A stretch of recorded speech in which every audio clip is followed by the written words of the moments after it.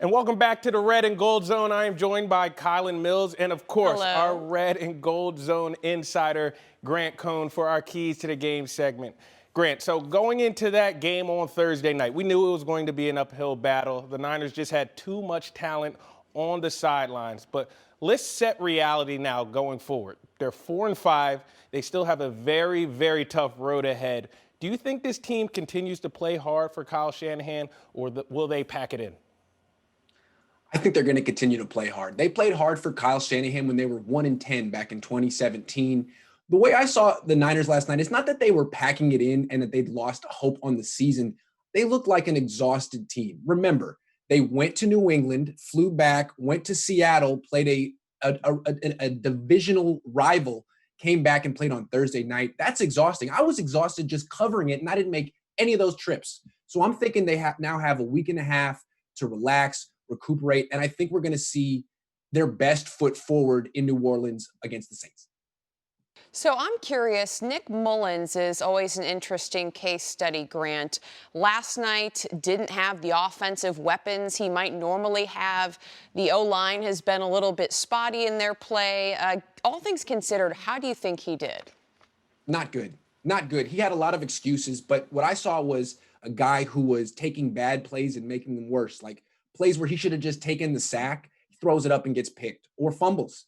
And then it seemed like, he really played well early in the game. He had that beautiful throw in the end zone to, I think his name is River Craycraft. I don't know. He dropped the ball. It was a beautiful throw. And then it seemed like Nick Mullens kind of never recovered. Like he almost lost confidence, took some hits, and then kind of went in the tank a little bit, which is something you really wouldn't expect from a starting quarterback. I mean, Jimmy Garoppolo is so mentally tough. So, yeah, it was a tough game, but hard to blame it on a quarterback who's getting his brains beaten in and throwing to someone named River Craycraft. Grant, so we already put into perspective the uphill battle that the 49ers have. We know their injury situation. Are there any guys on this roster who you would like to take an extended look at and get more reps as the season progresses, just so going forward in the long-term future, the 49ers know what they have in a particular guy? Yeah, and not just to see what they have for the future, but because this guy should be playing and is good and can help them win now. How about Richie James Jr.? That guy's been on the bench for 3 years. He's been returning punts. He gets to play only because Kendrick Bourne had a false positive COVID-19 test and a couple other wide receivers were in close contact with him. So he gets in because other people are out and goes for 184 yards and a touchdown. He's really fast, really explosive. I'd be very disappointed if he all of a sudden fell out of the game plan next week because Kendrick Bourne's back. So you were kind of talking about just the exhaustion this team is feeling, and even losing so many guys takes a mental toll. They have a little bit of a break here. How do you see the 49ers coming out against the New Orleans Saints, and what do you make of that matchup?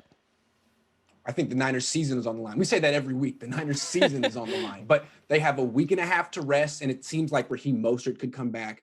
Deebo Samuel could come back. Brandon Ayuk will be back because he was out on the reserve COVID-19 list for being too close to Kendrick Bourne, who didn't have COVID-19. He'll be back too. I think we're going to see the best of Kyle Shanahan because I have a ton of respect for Kyle Shanahan. When he's on, like when the Niners played the Rams, he's the best. But whatever that offense was yesterday was terrible. No screens, no jet sweeps, no shovel passes, no easy stuff that they give Jimmy Garoppolo, the Jimmy Gimmies. I think we're going to see a lot of Jimmy Gimmies for Nick next week. And I think you're going to see the Niners put up some points. I don't know if they'll beat the Saints, but I think they're going to at least compete. They didn't compete last night. Mm-hmm. Yeah, that COVID-19 situation obviously was a mess. Now, Grant, you kind of walked me right into my next question. Statistically, they're still in it at 4-5. But being realistically, knowing everything, do you think this season is a wash at this point? Not yet. If they lose to the Saints, yeah. If they beat the Saints, which I'm not saying they will, but if they beat the Saints, they're 5-5 at the bye. They get another week to rest and get guys back. And they still are a very talented team. They're just injured. If they can get some guys back and tread water and then go on a run, I think 9-7 gets you to the playoffs this year because 7 teams make it in the NFC in each conference instead of 6. So they just have to win this week. It's a tall order, but they got Kyle Shanahan. They're going to get Deebo Samuel and Raheem Mostert back maybe. We'll see. Grant Cohn, there he is. We always appreciate your time, brother. For Kylan Mills, I'm Jason Dumas. That was your keys to the game.